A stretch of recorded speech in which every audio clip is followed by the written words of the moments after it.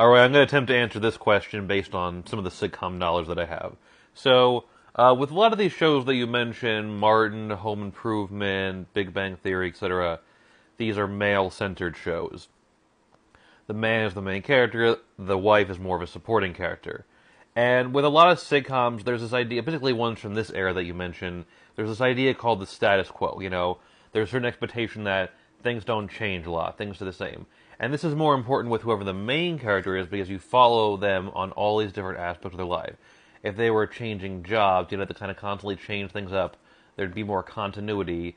This would kind of maybe confuse viewers who are just kind of coming in on random episodes.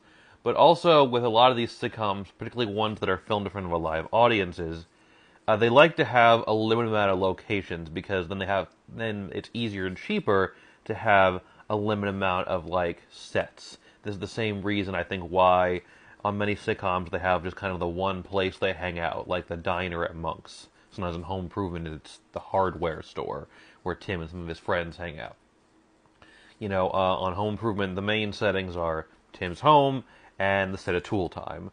If he was, changing, careers, getting like a new show, they'd have to build new sets, more inconvenient, more money they gotta spend, more building, it's more difficult.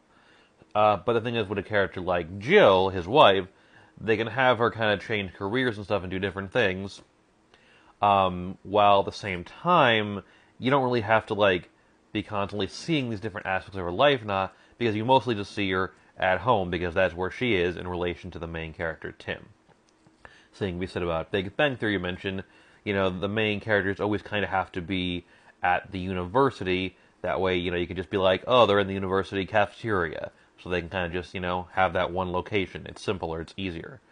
I think you could also attribute some of these storylines that you often see where the women are kind of, changing careers and moving on up as an attempt at like kind of a feminist idea, female empowerment.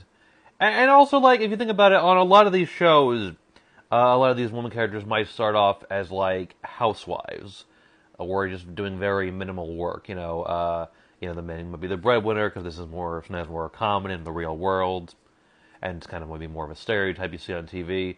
So if they start off, not doing a lot as far as like job and career, that gives them the opportunity to move up and do more. So that's a couple reasons, I think.